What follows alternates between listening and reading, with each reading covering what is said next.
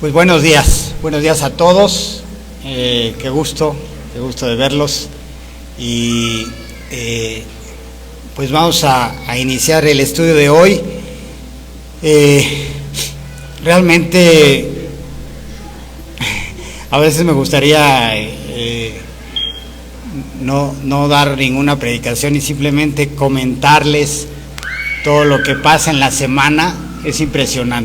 Es impresionante, me habla una persona, me habla otro, veo a otro, en fin, y yo aprendo muchísimo de todo lo que me comparten y me encanta, realmente es maravilloso la vida así con Dios. Y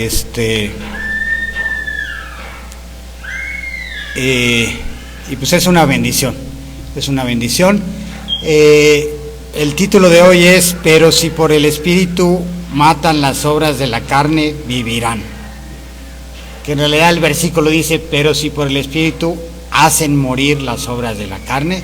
Pero bueno, yo lo simplifiqué. Es la misma idea, hacer morir o matar es lo mismo, ¿sí? Y es una frase ultra mega potente. Realmente Dios quiera que todos la tengamos memorizada y que aprendamos a vivir de esta forma. Bueno, vamos a iniciar leyendo todo el texto para engancharnos. Dice así: por tanto, ahora no hay condenación para los que están en Cristo Jesús, los que no andan conforme a la carne, sino conforme al Espíritu. Porque la ley del Espíritu de vida en Cristo Jesús te ha libertado de la ley del pecado, te ha libertado de la ley del pecado y de la muerte. Pues lo que la ley no pudo hacer, ya que era débil por causa de la carne, Dios lo hizo, enviando a su propio Hijo en semejanza de carne de pecado, y como ofrenda por el pecado condenó al pecado en la carne, para que el requisito de la ley se cumpliera en nosotros, que no andamos conforme a la carne, sino conforme al Espíritu. Bueno, ahorita seguimos leyendo, solo para decirles, el capítulo 8 de Romanos explica la obra de Dios a través de su Espíritu en nosotros. Esto es para volarte la cabeza. La obra de Dios a través de su Espíritu en nosotros. La palabra Espíritu se menciona 13 veces en los primeros 13 versículos, que son los que vamos a estudiar hoy, y aquí es lo que vamos a aprender, es cómo vivir en el Espíritu. Sigue diciendo el pasaje: porque los que viven conforme a la carne ponen la mente en las cosas de la carne, pero los que viven conforme al Espíritu en las cosas del Espíritu. Porque la mente puesta en la carne es muerte, pero la mente puesta en el Espíritu es vida y paz. La mente puesta en la carne es enemiga de Dios, porque no se sujeta a la ley de Dios, pues ni siquiera puede hacerlo. Y los que están en la carne no pueden agradar a Dios. Sin embargo, ustedes no están en la carne, sino en el Espíritu, si en verdad el Espíritu de Dios habita en ustedes. Pero si alguien no tiene el Espíritu de Cristo, el tal no es de él. En los versículos 4 al 7 que están ahí, está marcado con amarillo la palabra mente, o mente puesta en, ¿sí? Ese es el punto. O sea, no es domínalo con la mente, no, es poner la mente con la mente puesta en. Y ya para que Dios mencione 4 veces una palabra en tan pocos versículos, créanme que es porque tiene mucho que ver. Bien,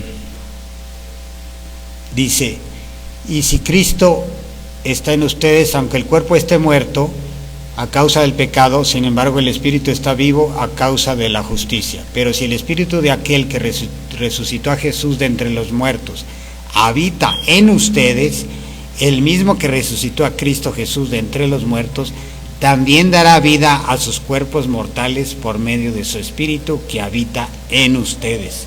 Así que, hermanos, somos deudores, no a la carne, para vivir conforme a la carne, porque si ustedes viven conforme a la carne, habrán de morir, pero si por el Espíritu hacen morir las obras de la carne, vivirán.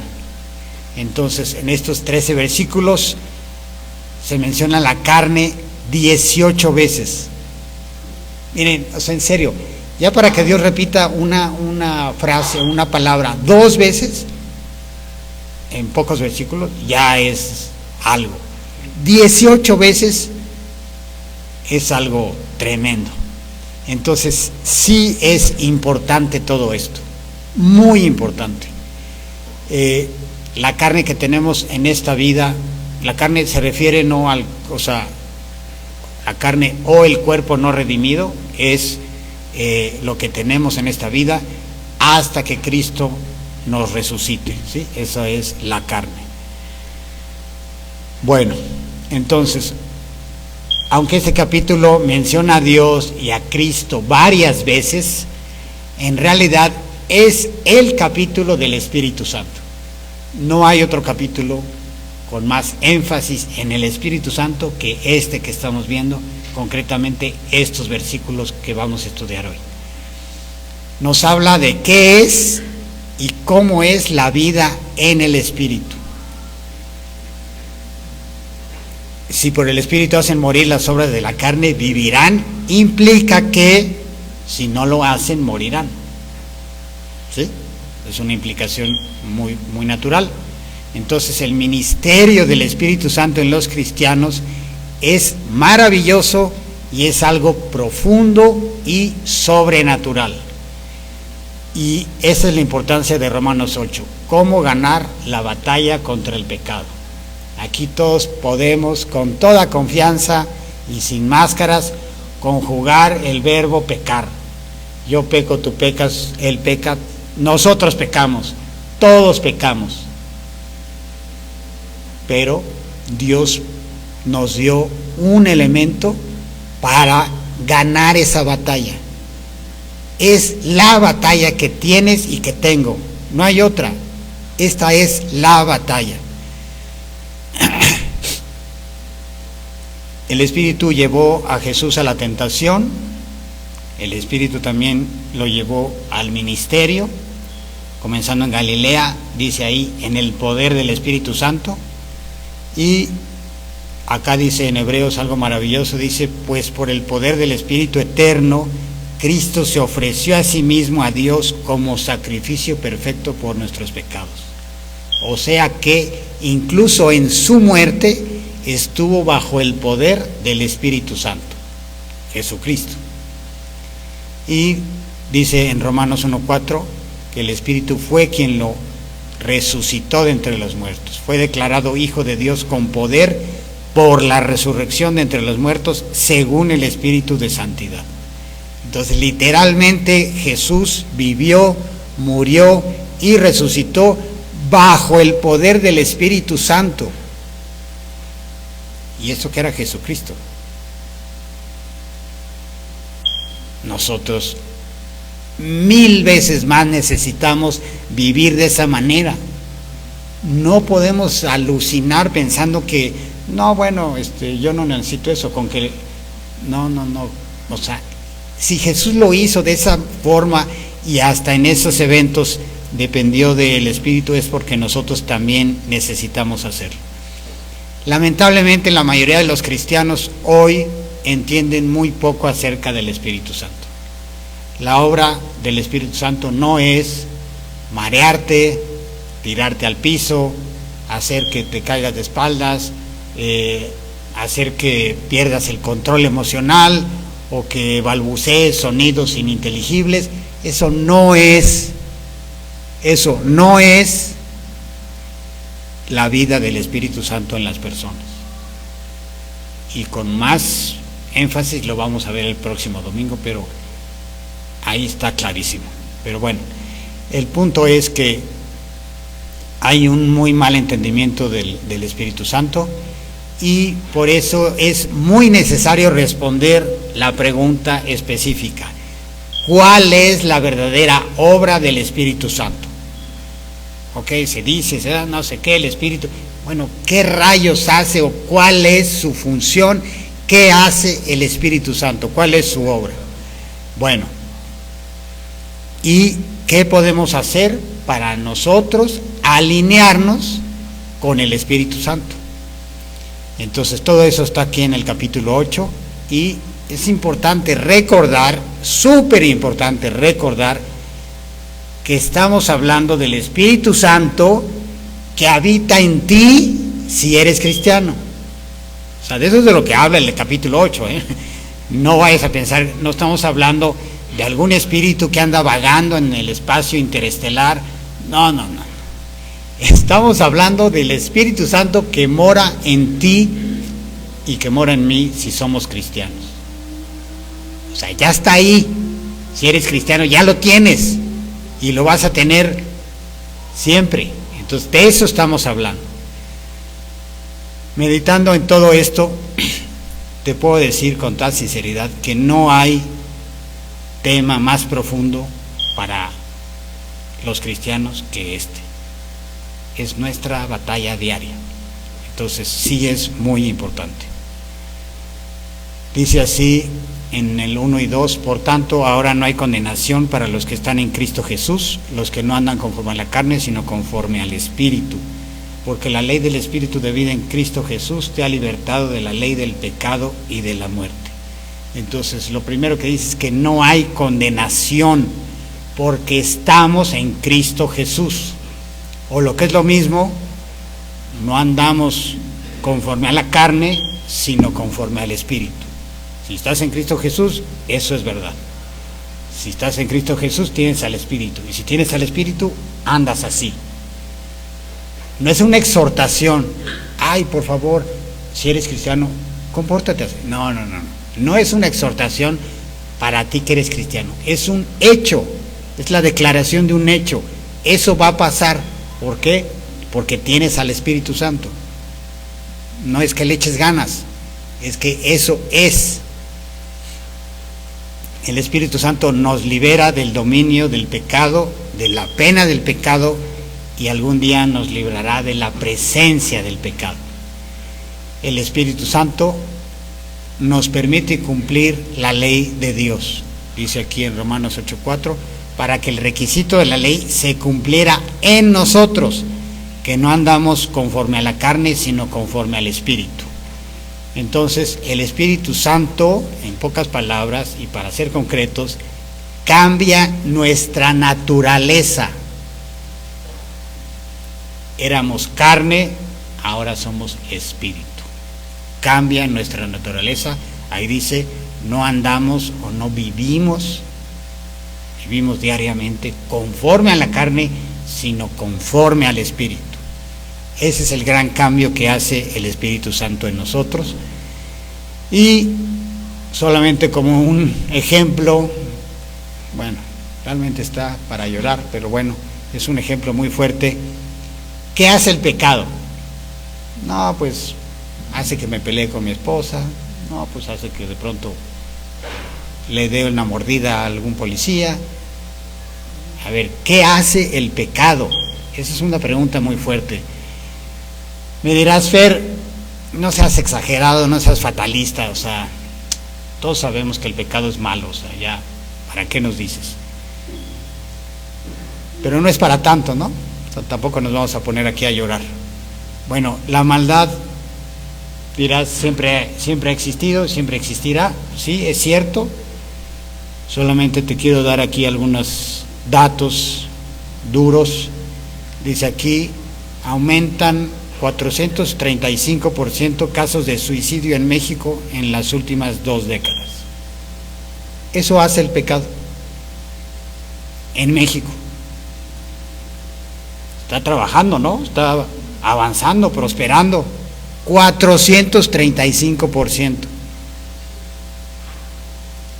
El pecado ensucia nuestras vidas hasta el punto de hacernos creer que ya no hay esperanza, que mejor. El segundo mandamiento es: ama a tu prójimo como a ti mismo. Dios da por hecho que nos amamos. No hay un mandamiento que te diga, ámate a ti mismo. Eso Dios lo da por hecho. Y el suicidio va en contra de eso. Esos son datos del INEGI. En México, los hombres se suicidan 5 veces más que las mujeres. Los jóvenes de 20 hasta 34 años son los que más se quitan la vida. Justo en la flor de la vida, en la plenitud, el pecado engaña a muchas personas. El 16% de los mexicanos mayores a 18 años prácticamente viven deprimidos. 16%. No son pocos. En México el suicidio actualmente es la segunda causa de muerte en jóvenes entre 15 y 24 años. Segunda causa de muerte. Y dicen ahí los expertos que hay factores que te protegen. Dicen el número 1, relaciones interpersonales con vínculos afectivos sólidos. Dicho en palabras cristianas, ama a tu prójimo. Segundo lugar, arraigo a creencias religiosas o espirituales. Dicho con otras palabras, ama a Dios. Y tener un hogar, o sea, cuida a tu familia, ama a tu familia. Son cosas que la Biblia ha dicho desde hace miles de años, pero la tachan de obsoleta y de inútil. Según la OMS, actualmente se producen más de 700,000 suicidios al año en todo el mundo, 100,000 de los cuales son de adolescentes. ¿Qué hacemos los creyentes ante estas realidades? Nuestro privilegio y responsabilidad es compartir el Evangelio. Eso es lo que hay que hacer. Eso es lo que estamos llamados a hacer. Hay 2 casos en la Biblia de suicidio. Ustedes lo saben, Saúl y Sansón. Saúl y Sansón. 2 personajes de los cuales es muy difícil estar 100% seguros de su salvación eterna. Si tú me preguntas, oye, ¿y Saúl y Sansón van a estar en el cielo? No sé, no estoy seguro. Algunas cosas indican que sí, otras que no, no sé. Y no solo por la manera en que terminó su vida, sino por toda su vida, completa, toda. Realmente espero que aquí nadie nos suicidemos, pero de todos modos vamos a morir, ¿sí? Todos, tarde o temprano vamos a morir. Yo te pediría, no le dejes esa penosa inseguridad a tus familiares. Ahí en el velorio, ¿y estará con Dios? Pues así como que 100%, quién sabe. Qué triste, qué patético. Alguien que se llamó cristiano durante muchos años y a la hora del sepelio, no, pues quién sabe. Qué triste sería. Que tu estilo de vida diario sea su más grande seguridad de que tienes al Espíritu viviendo en ti y que cuando te mueras vas a ir con tu Señor. Que triunfaste sobre el pecado. A veces te derrotaba, pero la constante era triunfo, triunfo, triunfo. Sigue diciendo en versículo 4, para que el requisito de la ley se cumpliera en nosotros, que no andamos conforme a la carne, sino conforme al Espíritu.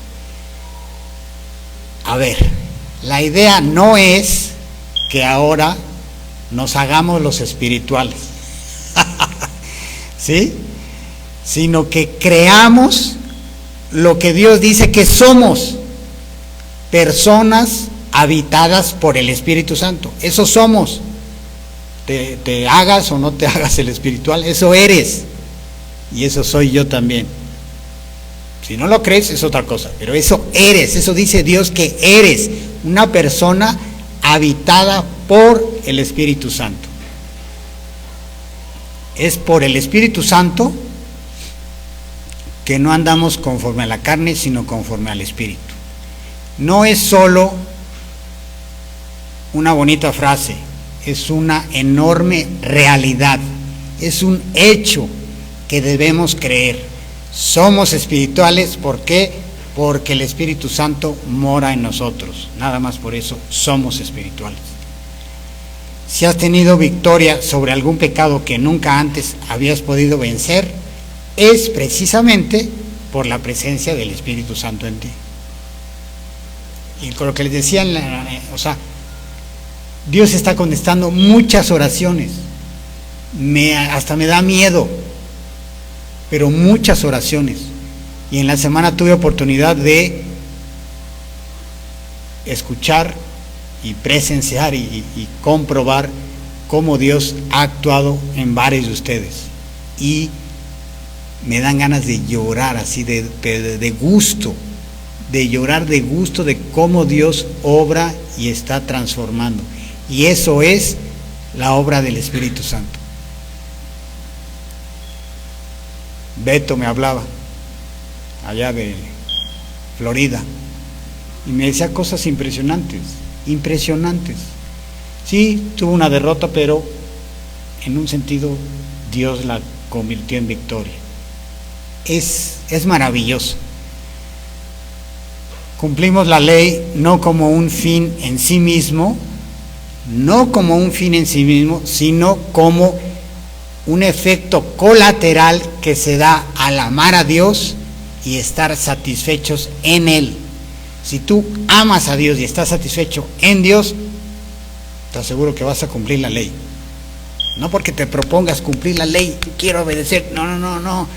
Ama a Dios y mantente satisfecho en Él, y como un efecto colateral vas a cumplir la ley, vas a estar gozoso, feliz, y todo va a ser maravilloso.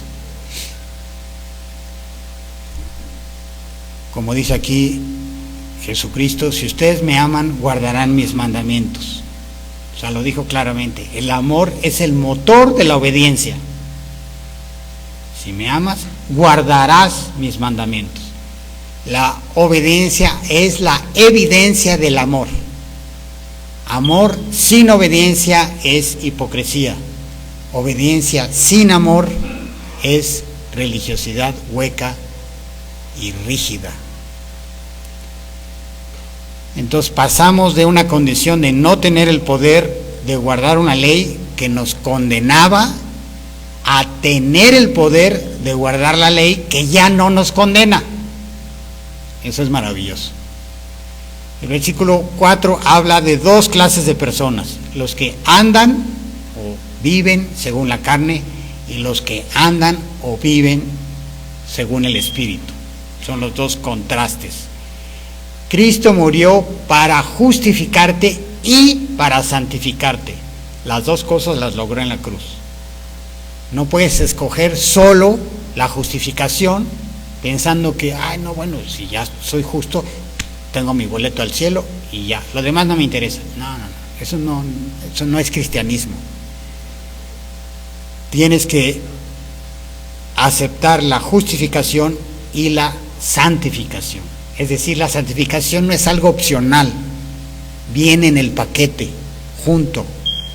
La idea popular es que hay dos etapas en la vida cristiana: primero la salvación y luego la santificación. Haces a Cristo tu Salvador y luego lo haces tu Señor.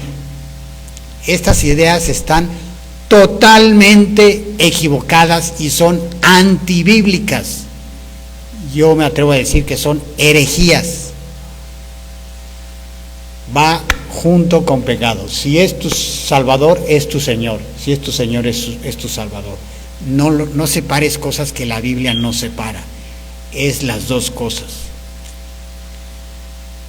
Cuando Dios te salva y empiezas a ser cristiano, entiendes y crees que Dios es tu Señor y tu Salvador. ¿Qué quiere hacer Dios en ti ahora que ya lo conoces y de aquí hasta que te mueras?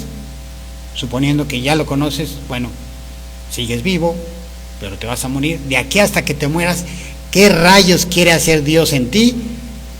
Bueno, yo no sé si la voluntad de Dios para tu vida sea que te compres un coche o te vayas de viaje. Lo que sí sé, porque lo dice la Biblia, es que la voluntad de Dios para tu vida es santificarte. Una palabra, grábatela. Eso quiere Dios para ti, todos los días, a todas horas. Eso es lo que busca en ti, santificarte, apartarte para Él, apartado para Él.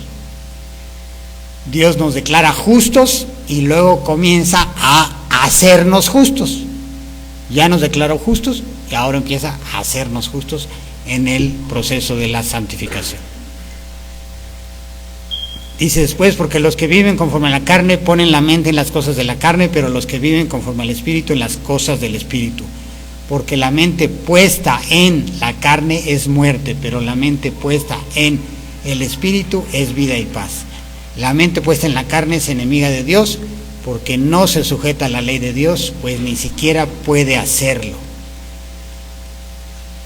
En pocas palabras, los que viven o los que son del Espíritu son los que obedecen a Dios.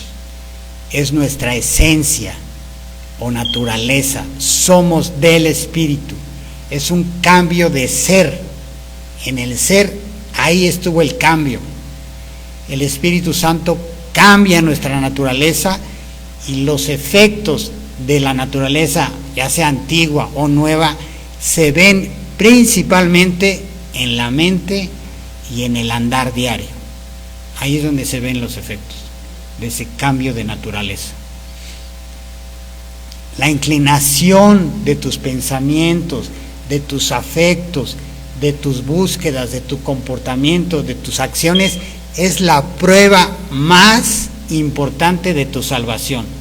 Que tú ya tienes una inclinación a amar a Dios, a hacer lo bueno, a agradarlo. Ya te gusta, ya lo quieres hacer. Los cristianos tenemos esa inclinación y eso demuestra que somos creyentes. Los incrédulos no la tienen, pero no por eso nosotros somos superiores a ellos. Nuestro privilegio y gozo es compartir el Evangelio con los incrédulos. No llegar con posturas santurronas a presumir que somos superiores. No somos superiores en nada. Dice en el 6, porque la mente puesta en la carne es muerte, pero la mente puesta en el Espíritu es vida y paz. Entonces ahí está el contraste clarísimo. Tienes dos clases de personas, los que andan según la carne y los que andan según el Espíritu. La mentalidad en los dos es diferente. Los que andan según la carne se preocupan y se ocupan por las cosas de la carne, y los que andan o viven según el Espíritu ponen su mente en las cosas del Espíritu. Y ¿sabes qué? Lo tremendo es el final de cada uno de estos dos grupos. Los que viven con la mente puesta en la carne, su final es muerte. Los que viven con la mente puesta en el Espíritu obtienen vida y paz. El final es muy diferente. La carne se preocupa por las cosas de la carne y es muerte. No dice tiende a la muerte, dice es muerte. Los que viven con una mentalidad carnal no son creyentes, están muertos en delitos y pecados y terminarán en muerte eterna.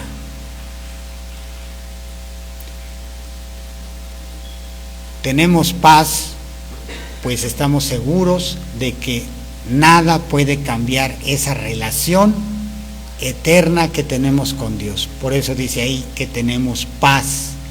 Bueno, dice vida y paz.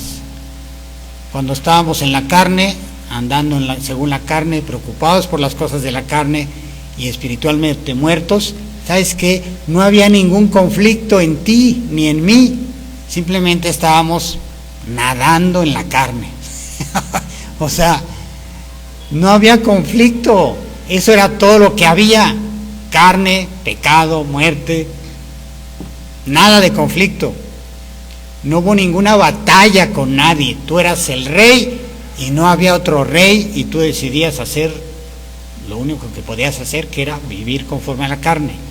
Pero ahora que eres creyente, de repente entras en una guerra porque tu naturaleza ha cambiado. Ya Dios te cambió por dentro y ahora ya hay una lucha. Ya no puedes estar como antes estabas, nadando ahí en el pecado. Ahora ya te sientes mal. Ahora ya te apena y te avergüenza hacer o decir ciertas cosas. La mente carnal está en oposición a Dios, es contraria a Dios y no se somete a su ley. Es más que simplemente ser desobediente, es una oposición profunda de su esencia misma. No es nada más que anda un poco desobediente, no, es su esencia más profunda. El no cristiano no puede cumplir la ley de Dios, es imposible para él y no puede cambiar eso, simplemente no puede, porque no tiene otra naturaleza, por eso no puede. Bien, los incrédulos o no cristianos ni quieren ni pueden agradar a Dios y seguirán así para siempre, no tienen otra opción. Los que vayan al infierno ni siquiera podrán arrepentirse, porque el verdadero arrepentimiento es un regalo de Dios, y en el infierno no hay regalos de Dios. Si el Espíritu de Dios no nos regenera y cambia nuestra naturaleza, moriremos en esa condición. Dice este pasaje: entonces él dijo: te ruego pues, Padre, que lo envíes a la casa de mi padre, pues tengo 5 hermanos. Es una persona que está ahí, un rico, que está ahí hablando con Abraham. Te ruego pues, Padre, que lo envíes a casa de mi padre, pues tengo 5 hermanos, de modo que él los prevenga, para que ellos no vengan también a este lugar de tormento. Pero Abraham dijo: ellos tienen a Moisés y a los profetas, que los oigan a ellos. Y el rico contestó: no, padre Abraham, sino que si alguien va a ellos de entre los muertos, se arrepentirán. Pero Abraham le contestó: si no escuchan a Moisés y a los profetas, tampoco se persuadirán si alguien se levanta de entre los muertos. Aquí lo que es asombroso esta conversación. Está Abraham diciéndole cómo son las cosas, y está el rico haciéndole sugerencias. Abraham le contesta cómo son las cosas, y la persona en el infierno, oigan bien, la persona en el infierno le dice a Abraham: no, padre Abraham, así no es como tú dices. A ver, ubícate, maestro, tú estás en el infierno, ¿quieres corregir a Abraham? No, padre Abraham, así no, hazme caso a mí, estoy en el infierno, pero soy muy listo. O sea, es increíble la necedad, Esto comprueba que la carne no puede agradar a Dios, la carne no puede obedecer la ley de Dios, la carne no puede vencer a la carne, y no puedes tener una victoria sobre el pecado. La carne es contraria a Dios y necia por toda la eternidad. Va a estar diciendo: no, así no. Por toda la eternidad ahí está la necedad. Ni siquiera porque estás sufriendo en el infierno. ¿Eso qué comprueba? Que en el infierno no hay arrepentimiento, no hay claridad de nada. Va a seguir neciando y neciando eternamente. Para saber si estás en la fe, no buscas un acto en el pasado. ¿Sí? Cuando alguien te dice: oye, ¿tú eres cristiano? Sí. ¿Sabes por qué? Porque yo hace 38 años, un día estaba ahí en mi casa y entonces cerré los ojos y entendí. Dice John MacArthur: no busques en el pasado un evento o una oración. Este punto es tan importante que nadie puede desmarcarse. ni siquiera John Piper, ni Nancy DeMoss, nadie. Y por favor te suplico que no te desmarques. Así tengas viniendo a la iglesia 30 años, no te desmarques ahorita. Yo tampoco me voy a desmarcar. Observa tu vida diaria y pregúntate. Es evidente, vida diaria, es evidente que soy guiado por el Espíritu. Soy, tiempo presente. Es claro que mis afectos están en Dios, presente. Se nota que mi deleite y más grande tesoro es Jesucristo, tiempo presente. Es obvio que amo al Señor, a su iglesia y amo su palabra. Hoy, no hace 20 años que piensas que Dios te salvó. Hoy, si esa es la tendencia en tu vida, tienes el testimonio en ti mismo. Entonces, cuando alguien te pregunte si eres cristiano o si conoces a Dios, no mires al pasado buscando un evento espiritual, busca en el presente para ver dónde están tus afectos, tu pasión y tu tesoro. Esto es una enseñanza muy concreta y muy útil para todos nosotros. Y continúa diciendo en el 9, sin embargo ustedes no están en la carne sino en el Espíritu, si en verdad el Espíritu de Dios habita en ustedes, pero si alguien no tiene el Espíritu de Cristo, el tal no es de él. ¿Qué sucede cuando llegas a ser creyente? En el momento de tu salvación, el Espíritu Santo inmediatamente toma residencia en ti, se va a vivir contigo. Y ahí radica el cambio dramático. Estás en el Espíritu porque el Espíritu está en ti. Esta es la prueba más grande de que eres cristiano. Es el gran diferenciador.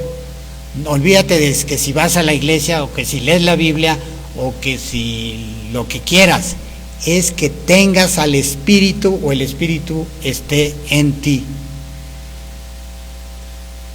Si alguno no tiene el Espíritu de Cristo, no le pertenece. Ya que el Espíritu mora en ti, estás en el Espíritu y le perteneces al Espíritu. Entonces, esa es la marca más notable de la salvación, la presencia del Espíritu en ti. Si Dios te salvó, eres cristiano. Y si eres cristiano, tienes al Espíritu morando dentro de ti. Hay muchas religiones en México en donde alguien se muere y nadie tiene la más remota idea de si fue al cielo o fue al infierno. No tienen seguridad de nada. Es patético ir a un velorio de ciertas religiones acá en México. Es una incógnita así gigantesca. No hay seguridad de nada cuando la Biblia lo asegura contundentemente por todos lados quién es creyente y quién no es creyente, y no tienes que esperar a morirte para saberlo. Es simplemente creerle a Dios. El Espíritu no está ahí afuera en alguna parte, no tienes que ir a perseguirlo, no es necesario ir a un evento para encontrarlo, y no tienes que sentirlo a través de una experiencia emocional o mística. Eso no aplica. El Espíritu Santo vive en ti y punto. Vive en ti. Hizo en ti su residencia permanente y ahí estará hasta que entres a la presencia de Dios. La contraparte aquí en Judas dice que nos muestra la cara de la otra moneda, ¿sí? Dice Judas, estos individuos son los que causan divisiones entre ustedes. Se dejan llevar por sus instintos naturales porque no tienen al Espíritu de Dios en ellos. Es la misma verdad, pero dicha desde el otro punto de vista, ¿sí? se dejan llevar por sus instintos naturales. ¿Por qué? Porque no tienen el Espíritu de Dios en ellos. O sea, los incrédulos no tienen el Espíritu de Dios, se preocupan por las cosas de la carne o por los instintos naturales, es otro sinónimo, ¿sí? Bien, en el lenguaje de Romanos 8, si eres un verdadero creyente, tienes al Espíritu y eres espiritual, que no es lo mismo que místico, esa es otra cosa. Eres espiritual. Y por el Espíritu haces morir las obras de la carne y das evidencia de que estás camino a la vida. ¿Cómo se conoce a un verdadero cristiano? El cristiano mata al pecado. A lo mejor no siempre o no tan completamente como quisiera, pero el cristiano mata al pecado. No podrás matarlo autoflagelándote, no podrás matarlo aislándote de todo lo que te rodea y yéndote a vivir a una cueva o a un monasterio, tampoco apagando tus 5 sentidos, porque sabes que el problema con el pecado es que no es que esté en el mundo que te rodea, está en ti, y sabes que a donde te vayas, ahí te lo llevas. Entonces no trates de apagar tus sentidos, está en ti el pecado. Y dice aquí en 1 de Pedro 2, pero ustedes son linaje escogido, real sacerdocio, nación santa, pueblo adquirido para posesión de Dios, a fin de que anuncien las virtudes de aquel que los llamó de las tinieblas a su luz admirable. Amados, les ruego como extranjeros y peregrinos que se abstengan de las pasiones carnales que combaten contra el alma. Que se abstengan. Les ruego que se abstengan de las pasiones carnales. Pero al principio dice, ustedes son, todo eso somos los cristianos. Créelo, eso somos. Pero también nos dice, porque esto es lo que ustedes son, les ruego que se abstengan de los deseos carnales, porque eso eres. En otras palabras, lo que Pedro nos dice es, deja de codiciar, abstente de codiciar esas pasiones carnales que combaten contra tu alma. ¿Quieres hacer morir el pecado en tu vida? Entonces deja de codiciar. Y Pedro no nos da una terapia contra la adicción, solamente nos dice, deja de codiciar. El hecho de que diga eso implica necesariamente que por la presencia del Espíritu Santo tienes y tengo el poder de obedecer ese mandato. Si no, no lo diría. Si lo dices, porque tenemos el poder de hacerlo. La manera más simple y directa de matar el pecado es dejar de codiciar. Y ¿sabes qué? Tiene mucho sentido, porque todo pecado comienza internamente con los deseos de la carne, los deseos de los ojos y la vanagloria de la vida. Así empieza. Entonces no te pongas en una posición en la que tu codicia pueda empezar a funcionar. Por ejemplo, si eres tentado por la lujuria, no le proporciones a tu mente el tipo de cosas que provocan lujuria. No hagas preparativos para tus pasiones carnales. Mátalas, dice John Piper, antes de que salgan por tus ojos o por tus manos. Mátalas adentro de ti. Tiene mucho sentido esto, Mantén tu mente tranquila, deja de codiciar, deja de alimentar ese deseo. En todo el sentido de la palabra, abórtalas. Mátalas antes de que nazcan. Abórtalas. Cuando esté el deseo, ay, si le pico, ahí al celular le pico, es algo inútil, ocioso, no me va a ganar nada, no me va a dar nada, pero ahí está, las pasiones carnales. Ese es el momento de matarla. ya, muerta, olvídalo. No lo haces y tienes victoria. Otro principio simple es meditar en la palabra de Dios. Estamos viendo cómo vencer el pecado, No es un tema muy, muy divertido, pero es lo que estamos viendo. Dice el Salmo 119:11, en mi corazón he atesorado tu palabra para no pecar contra ti. Es decir, para no pecar contra ti, atesoro tu palabra en mi corazón. Hazlo. Imita a David. Para no pecar contra ti, atesora la palabra de Dios en tu corazón. Atesórala. Ámala. Grábatela. Como decía Sergio, memorízatela. Hay muchas formas, si de veras quieres tener victoria sobre el pecado.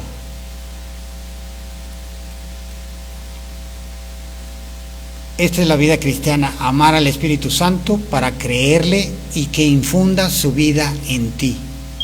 Esto lo vamos a ver con más claridad el próximo domingo. No se lo pierdan porque es un complemento de esta y en serio sí vale la pena.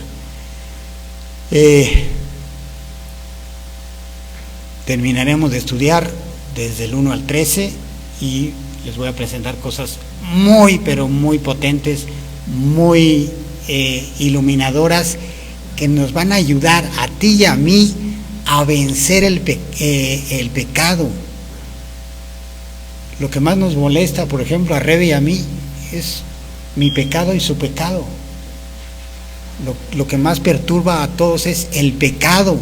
Ese es el gran enemigo y hay que vencerlo. Y Dios dice, por eso puse al Espíritu dentro de ti, para que seas espiritual y venzas.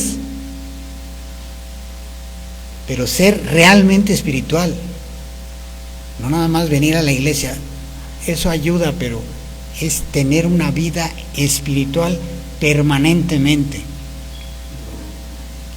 Te lo vuelvo a repetir, no hay pasaje más útil y profundo en tu batalla contra el pecado que este de Romanos 8. Y apenas vamos en el 13, pero después va a cambiar un poquito el tema. Ahorita es lo realmente importante. Bueno, pues vamos a orar para terminar.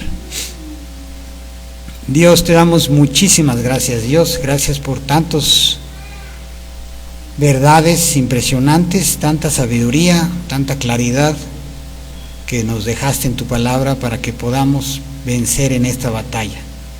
El pecado es realmente el gran enemigo y es lo que nos molesta y nos ha molestado y destruye familias, personas, amistades, matrimonios, relaciones entre padre e hijo. Es el gran destructor de todo.